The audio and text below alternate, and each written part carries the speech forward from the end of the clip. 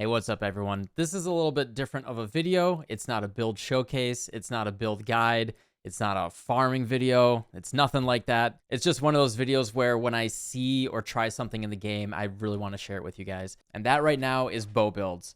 I think if you've ever been bow curious or you've played bows in the past and, oh, it's just a little too expensive. I don't know if this is something that I want to commit to farming for, or whatever, there has never been a better time in Path of Exile at all, like even close, to play bow builds. And we've seen a handful of build guides out there utilizing, Vengeant Cascade, just seeing how ridiculous it is. But I haven't seen like enough of an emphasis or a drive or people playing these builds to like really reflect how good bow builds are right now. So basically what they did is Vengeant Cascade has been in the game for a long time. The wording of it hasn't changed. 15% increased projectile speed, projectiles return to you, and returning projectiles pierce all target. What return is, it's exactly what it sounds like. What we have is pierce, fork, and then chain. And once you finish all of those in this stack of, functionality of a projectile, then the projectile will return to you at the end if you have the return functionality. We saw a lot of that with Nimbus last league, and the big thing that they did here is they changed how returning works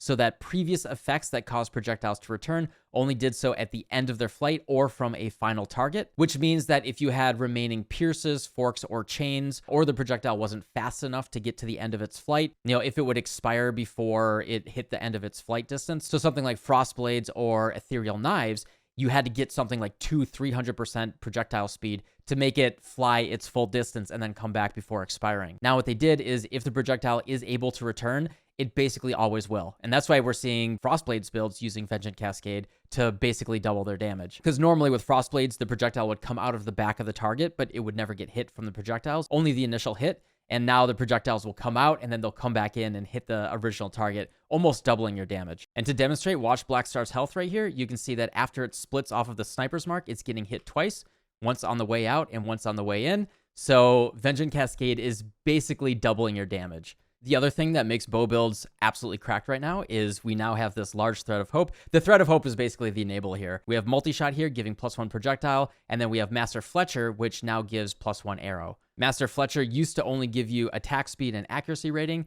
but now they changed it for +1 additional arrow. And then there's no way that this is accidental. This large thread of hope can very easily give you some of the most ridiculous power in the game. We get multi-shot for +1 proj right here. We get piercing shot for +2 pierce. We get Master Fletcher for +1 arrow. And then we can get one with nature, quick step, aspect of the eagle, and even perfectionist if you want. So absolutely ridiculous large thread of hope right here. Baseline, we get +2 projectiles. So previously when you're scaling a bow skill, it was basically mandatory to get +2 arrows on your bow, or +1 arrow on your bow, +1 arrow on your quiver, anything like that, to really get that quality of life. But now with just endless munitions, and of course we're always playing a Deadeye here, with endless munitions and then the +2 here, I always have 5 arrows without having to go for +2 arrow on my quiver. I have 5 arrows baseline, which actually allows me to have an even stronger bow than usual by going all out for attack speed, crit multi, and crit chance. And +2 arrows would actually not be that strong for this build. And I actually don't even use a barrage setup at all. Previously, we used to have like a barrage setup in your bow. That was your single target. And then you would have a non-barrage setup for your clear. And so you would have like 2 different lightning arrows or 2 different ice shots or 2 different alley hits. Now we can scale so much single target without doing that it's just unnecessary. My build right now, I don't know where it is. I'm using Vol Ice Shot, Tornado, Vol Lightning Arrow. I'm combining all of these things right now. And Vengeant Cascade. And POB, it's just like very tough to estimate the damage accurately, but I'm probably around 30 to 50 million DPS without a barrage setup, which is kind of unheard of before this patch. And then we're saving the best for last right here, what I think is the most fun thing. Even if you have no plans on playing a bow skill this league, I think this is one of the coolest support gems they've ever added. If you've ever used Maloney's Mechanism, being able to trigger something like Frenzy and getting additional utility there has always been very valuable. And now we can actually just build this into our build. And that is Manaforged Arrow support. What my build is right now, this is a deck stacking ice shot build, very traditional concept. I was working with a community member to put this together, and that was the direction we were going down.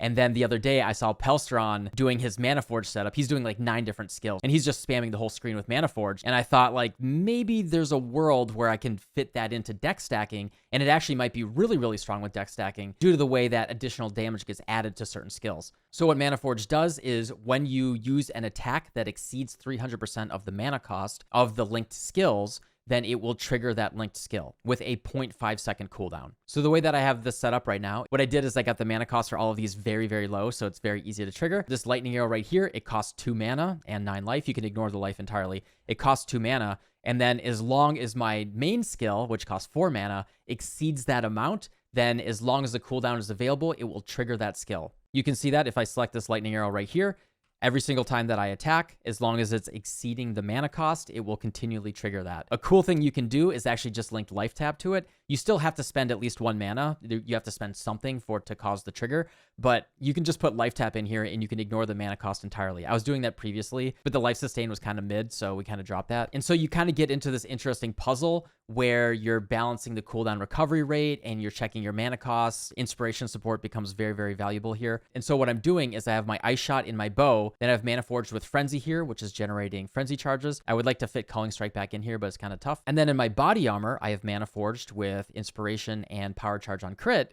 linked to lightning arrow, ice shot, and anomalous burning arrow right here. So every single time that I attack, as long as I'm going over that mana threshold, it is triggering 4 other skills. And then you can go all out. You can use ensnaring arrow, galvanic arrow, storm rain, anything like that. And this is also kind of double dipping because we have 5 projectiles for all of those. And then with Vengeant Cascade, every single time we shoot them out, they're all returning and we're getting all of that value. And then the other really cool thing here is that Burning Arrow usually kind of sucks because it has 70% attack speed, crazy effectiveness of added damage, which is really incredible actually for a dex stacker. We don't care about the fact that it's a fire skill. We're just stacking the raw dexterity cold damage. And so this is actually like a really prime candidate for dex stacking, but since it has 70% attack speed, that kind of sucks. But if I'm triggering it, it just bypasses that attack speed. And so Burning Arrow is actually one of the best possible triggers for a dex stacker here, which is pretty interesting. And yeah, we just get full screen vomit. I am shooting 20 projectiles every single time I attack. It's just kind of fun and interesting. I am having an absolute blast with this build. I don't want to go into any detail about this build specifically. That'll be a separate video. I just want to call attention to the things that make bow builds so interesting and so compelling right now. Fill up the entire screen with projectiles. It just clears like a dream and it's just super fun. Just run Hatred, Haste, and Herald of Ice. Run around blowing up the whole screen. I think it's one of the most fun things that you can really take advantage of in the game right now. Bow builds have always been one of the most fun archetypes in all of Path of Exile. It has never been more accessible. Strongly encourage you to, go to PoE Ninja, look up different builds, put together something that is compelling to you. Definitely hang out on stream and ask questions. I'm really getting into this. I think it's pretty cool for new players to have something that's like high-end blasting. It's never been easier with being able to raw craft a bow, have +5 projectiles for free, so you don't even have to go for the +2 projectiles, and just start blasting some maps and like really feel the power of being able to like pop a whole legion, blow everything up, and have a good time. Bow builds have never been more accessible. They've never been more fun. I really hope GGG does not touch Vengeant Cascade or return in a future patch. Under the assumption that they will, strongly, strongly recommend try it right now. There's never been a better time. Anyway, I'm going to go get ready for the stream. We're going to keep playing this character. My goal is to try to hit 2,000 dexterity. So yeah, tune in and watch me struggle crafting high-end dex stacking gear very shortly on the stream. And yeah, thanks for watching. I'll see y'all tomorrow. Bye.